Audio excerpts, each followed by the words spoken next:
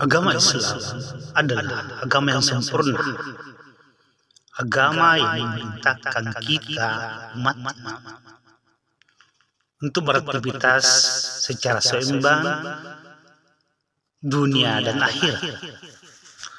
Maka dari ini, mana ayat yang memerintahkan kita untuk beraktivitas dunia dan akhirat? Di antara sekian banyak dalil yang memerintahkan kita untuk beraktivitas dunia dan akhirat adalah yang pertama, dalam surah Al-Jumu'ah ayat 9 dan 10. Allah Subhanahu wa taala berfirman, A'udzu billahi minasy syaithanir rajim.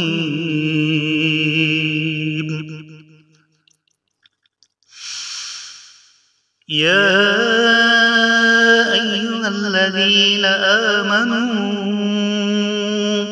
idza nudiya lis-sholati min yaumil jumu'ah fas'au ila dzikrillahi wa dzarul bay' dzalikum khairul lakum in kuntum ta'lamun.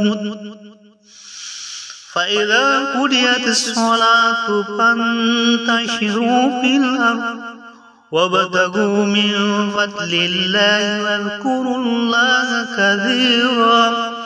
واذكروا الله كثيرا لعلكم تفلحون.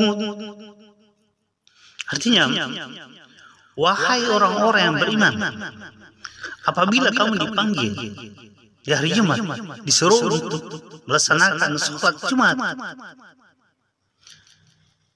maka segeralah tinggalkanlah jual beli, tinggalkan seluruh aktivitas mengajar, menjual, Grab, dan seterusnya. Karena sesungguhnya itu lebih baik. Seandainya kau mengetahui. Tapi jangan lupa, jika engkau selesai melaksanakan sholat Jumat, pada kuliatus sholat fantashiru, bertebarulah kampung-kampung, katakanlah, cari karunia Allah, cari sekira-sekira Allah.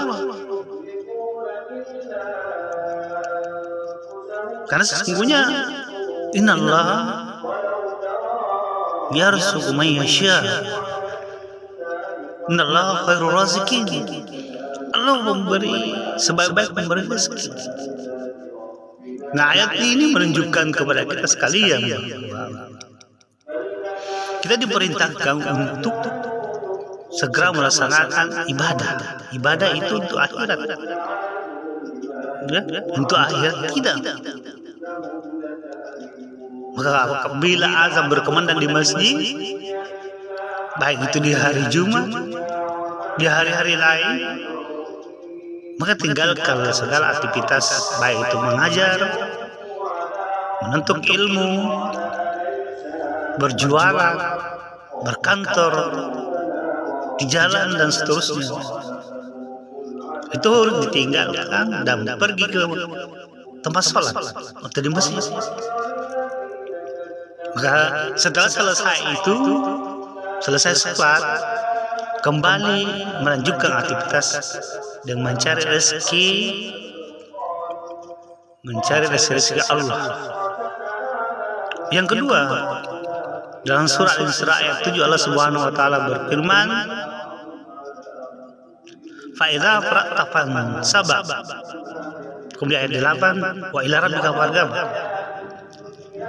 Ditafsirkan oleh dalam tafsir jalan lain atau Ibnu Katsir bahwa apabila kamu telah melaksanakan ibadah sholat, maka berdoalah. Setelah itu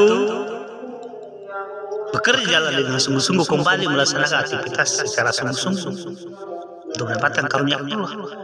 Hendaklah berharap hanya kepada Allah. Ayat ini menunjukkan bahwa kita dianjurkan untuk beribadah kepada Allah Subhanahu wa taala untuk akhirat, kebaikan akhirat, dan bekerja untuk kebaikan dunia. Yang ketiga, dalam surah Al-Baqarah ayat 201 Allah Subhanahu wa taala berfirman, "Wa minhum may yaqulu rabbana atina fid dunya hasanah wa fil akhirati hasanah wa qina adzabannar."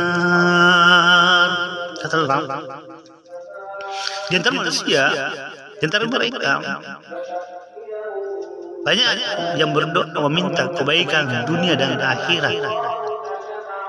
Dalam hal ini, Anas bin Malik mengatakan bahwa doa ini senantiasa dibaca oleh Rasulullah SAW dan sangat dianjurkan kepada umatnya untuk senantiasa dibaca, diamalkan.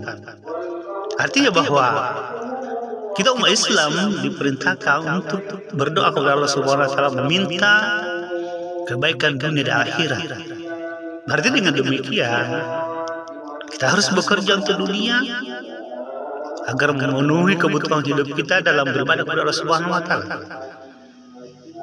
Dan beribadah kepada Allah Subhanahu wa taala agar nanti selamat di akhirat. Yang terakhir, dalam riwayat Bukhari dan Muslim dikatakan, "Man arada dunya fa alaihi bi ilmi, wa man arada al-akhirah fa alaihi bi ilmi, wa man arada huma fa alaihi bi ilmi." Siapa yang ingin bahagia, senang, selamat di dunia, maka dengan ilmu. Siapa yang ingin senang, selamat dari api neraka, masuk ke surga, maka dengan ilmu. Siapa yang ingin senang, bahagia, selamat, sejahtera dunia dan akhirat, maka juga dengan ilmu. Hal ini menunjukkan bahwa kita harus menyeimbangkan aktivitas kita untuk dunia dan akhirat.